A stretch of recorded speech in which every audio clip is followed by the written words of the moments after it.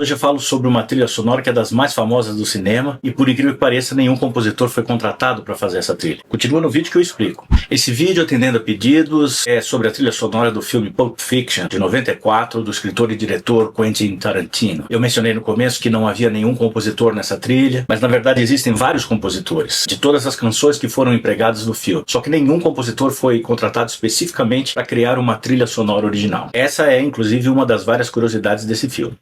Pulp Fiction, de Tarantino, é um drama policial icônico, inovador, inteligente, hipnótico. Dá para usar o adjetivo que você quiser. Se passa em Los Angeles, na Califórnia, onde 4 histórias se entrelaçam e se desenvolvem de forma não linear, com direito a muito crime, violência e diversas maluquices. Tarantino, que tem esse hábito de criar personagens cativantes e complexos, ele chamou um time de estrelas. John Travolta faz o Vincent Vega, parceiro de crime de Samuel L. Jackson, que faz Jules Winfield, Uma Thurman faz Mia Wallace e Bruce Willis faz Butch Coolidge. Pulp era o tipo de revista recheada de histórias de violência, muito gráficas, com texto chocante, e foi um tipo de revista muito popular nos anos 40 até os anos 60 dos Estados Unidos. Essa referência a Pulp foi transportada para o filme, que mesclava violência extrema com humor cínico e irônico. O filme recebeu muitos prêmios, foi indicado a 7 Oscars, levou apenas um, o de melhor roteiro original, para Roger Avary e para o próprio Tarantino. Quer dizer, o Tarantino é um daqueles diretores que escreve ele mesmo as histórias que ele dirige. Embora tenha sido o segundo longa na filmografia de Tarantino, acho que Pulp Fiction ainda é considerado por muitos a obra-prima do diretor.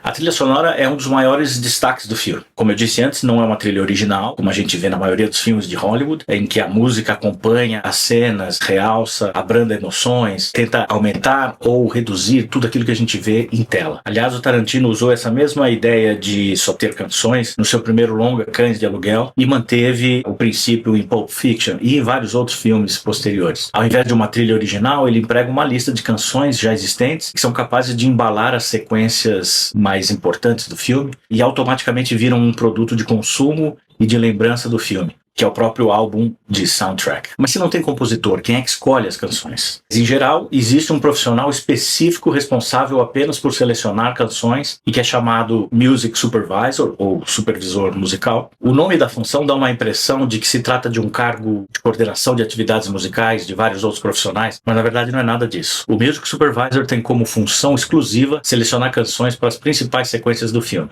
estabelecer o contato com os agentes e com as editoras para fazer o licenciamento dessas canções para finalmente poder utilizar de fato como trilha sonora. No caso de Pulp Fiction, a Music Supervisor era Karen Hartman, uma das mais influentes supervisoras e produtoras musicais, tendo filmes como Boogie Nights, O Nome do Jogo, Patricinhas de Beverly Hills e muitos outros filmes, inclusive Cães de Aluguel, Pulp Fiction e outros filmes do Tarantino. No caso do Tarantino, ele tem participação ativa no processo, uma vez que durante a criação do roteiro, ele já começa a procurar canções que tenham o espírito dos personagens ou da situação que ele vislumbra para a história. Karen contabiliza a impressionante marca de 75 milhões de cópias vendidas com a sua supervisão ou com sua produção. Tem muitas entrevistas na internet com a Karen comentando como é trabalhar com o Tarantino para fazer supervisão musical. I have worked for some of the greatest filmmakers of our time. I've been very lucky in the filmmakers that have chosen me to work for them. Quentin Tarantino, loved dearly, worked with him twice, where they have a vision and you have to deliver their vision. Em Pulp Fiction, Karen reforçou sua renomada competência, conseguiu encontrar canções que cravaram na nossa mente as cenas do filme, e até hoje, quando a gente vê um clipe ou ouve a canção no rádio ou em algum streaming, a gente lembra da cena e do contexto que foram utilizadas.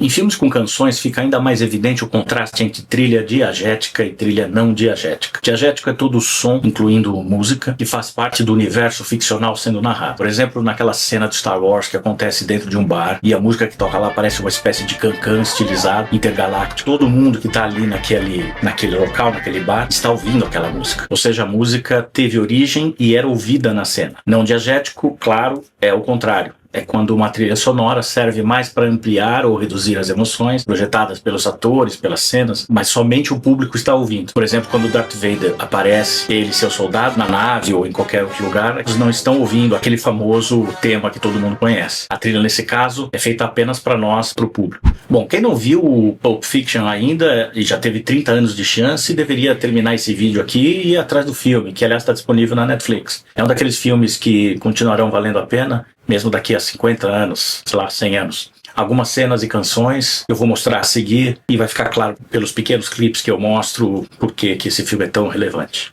A onda mais memorável do filme acontece logo no início, junto aos créditos de abertura. O filme começa com um casal iniciando um assalto numa lanchonete. Assim que eles declaram que é um assalto, a música Mr. Lou, de Dick Dale e His Deltones, de 61, tem um riff poderoso de guitarra e a música começa junto com os créditos de abertura pela frente. Novamente, uma canção antiga, quase desconhecida, bem de nicho, mas que acabou servindo perfeitamente para estabelecer o tom de novela cheia de violência e ficção quase inacreditável, com a marca registrada do diretor. Ao término dos créditos tem um ruído como se alguém estivesse mexendo no dial de um rádio de um carro, procurando uma música para ouvir.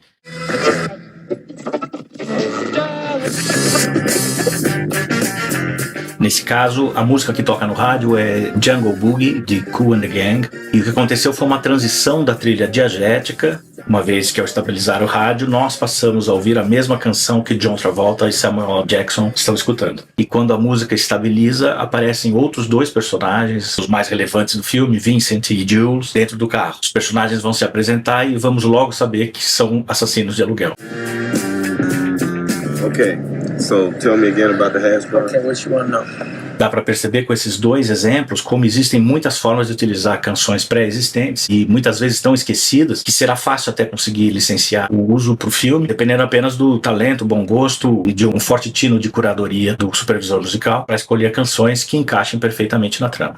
O exemplo de uso genial de canção é o que acontece na cena da injeção de adrenalina. É uma cena fantástica, complexa, com um ritmo acelerado e que foi introduzida com uma canção que, em princípio, não tem nada a ver com a emoção vivida na cena. Mas esse é justamente o papel do Music Supervisor, nesse caso, Karen Hackman, que fez uma escolha incrível de canções junto com Tarantino.